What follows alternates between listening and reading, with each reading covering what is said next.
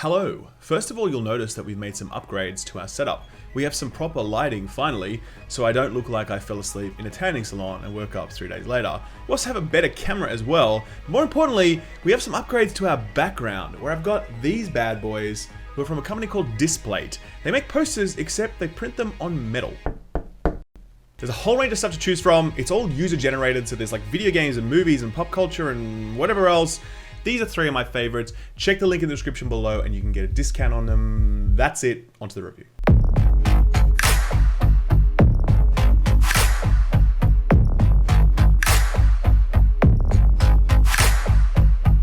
Okay, so Diablo 3 on Switch, this is pretty much the best port I've ever seen on the Switch to date.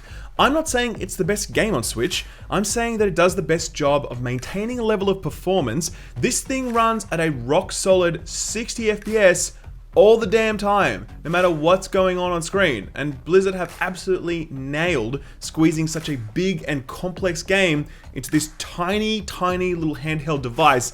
It sort of has to be seen to be believed.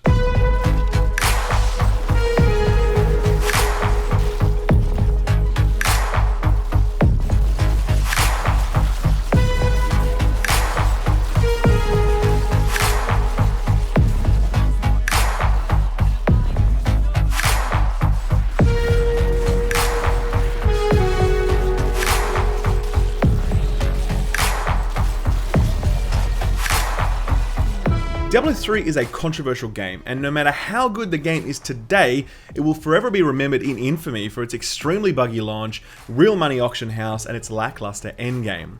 Much of this changed with the Reaper of Souls expansion, and Blizzard continued to evolve the game even beyond that, with the release of adventure mode and bounties and leaderboards and a seasonal structure that encouraged you to come back and check out the game every few months to see what's up. In doing all of this, they also added the Crusader class with Reaper of Souls and the Necromancer class as a standalone DLC pack. On top of all of this, they ported the game to PS4 and Xbox, and in so doing completely redesigned the UI around radial dial menus. This may seem like a small deal, but with Diablo being such a PC-centric game, it would have been easy for Blizzard to just ignore this and simply add some kind of fake mouse cursor like they use in Destiny or whatever. But no, they rebuilt every aspect of the UI from the ground up so that it works quickly and intuitively on consoles, and it remains one of the best UI redesigns you will find anywhere in video games. Now, all of this is to give you an introduction to just how much Diablo 3 has changed in the 6 years since its launch back in 2012, which sounds crazy when you say it out loud, but yes, it's actually been that long. Diablo 3 was a very average video game, but Diablo 3 today is actually a pretty great ARPG, and perhaps the best ARPG depending on how much you like or don't like Path of Exile, which is its major competitor. Now, the beauty of the Diablo 3 Eternal Collection on Switch is that you get absolutely everything I've just listed. The Reaper of Souls expansion, the 2 new classes, the redesigned UI, and the 6 years worth of updates all in one package. This immediately makes it the best ARPG on Switch, one of the best RPGs on the Switch, and kind of just one of the best games on the Switch, full stop, really. And on top of this, you also get some sweet exclusives on Switch, like a transmog that makes you look like Ganondorf, and a Triforce character portrait, which I guess is kind of cool. The big question that everyone had when this was announced was, how the hell are you going to get this thing to run well on the Switch? It wasn't a question of how pretty it might be, since the Switch is more than capable of running gorgeous games. It was more about the number of units on screen at one time, and there was a lot of concern that you'd see a lot of frame drops and slugginess when the action got really fast, or the entire screen filled up with enemies. Now, I am extremely pleased to say that that's just not a thing at all. This thing is incredible with regards to how solidly and how smoothly it runs. Even in the most fast-paced, hectic, screen-overloaded fights I could manage during my entire playthrough, there was absolutely no frame loss, or at least if there was, I wasn't able to notice it. Maybe the guys at Digital Foundry will find something that I'm not seeing, but it's going to be pretty minor if they find it, I promise you that. This game is a rock, and it sets a new benchmark for how large-scale, complex, core games can be ported onto the Switch. Now, I did my playthrough on the Necromancer, specifically because the army of minions you're capable of commanding at any one time is immediately going to stress test the game's engine, and even when I had the absolute maximum number of minions active, like 30 on the screen, it was still completely fine no problem, all the time. And that, by the way, is in handheld as well as in docked. Obviously, some trade-offs have to be made to accomplish this performance. You're looking at 720p in handheld mode and 960p in docked mode, and as a result, you will see less graphical fidelity on the Switch than you will on the PC or PS4 or Xbox versions. Personally though, I never played Diablo for how pretty it looked, I always played it for the loot and the action. Either way, you can see comparisons here on screen and you can decide for yourself if the downgrade is too much for your taste.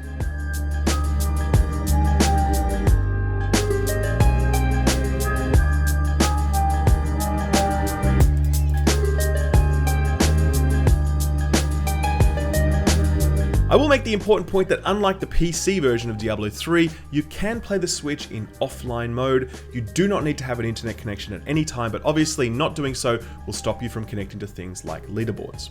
The one word of caution I would offer on this is that it's a very dark game, and if you're playing in handheld mode, you really need to make sure you're in a place where there's not a lot of glare on the screen, like bright lights or sunlight.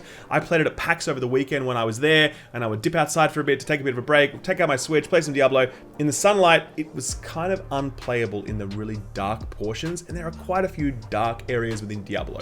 So my advice is keep that in mind. If you're playing in a dark space, it's golden, and if you're playing anywhere with a little light on the screen, you're really going to struggle, and you probably want to find somewhere with a bit more shade. You might be wondering if there's any kind of character migration between what exists on the PS4 and Xbox and PC, and whether you can bring that to the Switch, and unfortunately you can't, which kind of sucks. There's no crossplay as far as I'm aware. I'm not sure if that will come later on, but it's certainly not there yet. But there is online multiplayer. Obviously, you're going to be able to play against other people who also own it on Switch, and that works just as you'd expect it to. So this is all really awesome. But for me personally, you know, I've played hundreds or perhaps over 1,000 hours of Diablo 3, so I don't see myself getting back into it in a big way here with this Switch release. But I like knowing that I've got a perfectly functioning version of this game in my pocket if I like get stuck on a, you know, long haul flight or something like that. It's just nice to know that you've got a game of this caliber with you wherever you are. But yeah, I don't really see myself playing lots of it because I've kind of played a lot of it in the past. What I'm really excited about is the fact that lots of people who haven't played Diablo are going to start playing it now, particularly young people. I'm not going to say kids because, you know, it's like a MA15 game or whatever. And I'm sure we were all 15 plus when we first played Diablo, am I right, guys? Anyway, my point is that a whole bunch of people that haven't tried Diablo are going to be able to try it now on the Switch. In between games of Fortnite, they'll be like, hey, why don't I give this Diablo thing a crack? And they're going to find out it's just one of the best series of all time. Even though Diablo 3 had a bit of a rocky launch, it's ended up being a really fantastic product. And, you know, I remember playing Diablo for the first time when I was 12, and it made me a fan for life, you know what I mean? And to know that other people are going to go through that journey now on the Switch when they're sitting on the train or whatever else, I don't know, I just like that idea personally. That kind of just makes me happy. Anyway, that's the review. If you had any doubts about how this thing would run, consider them all dispelled. This is an awesome port that shows what happens when a studio doesn't cut any corners and takes real pride in their work. It's classic Blizzard. Congratulations, well done.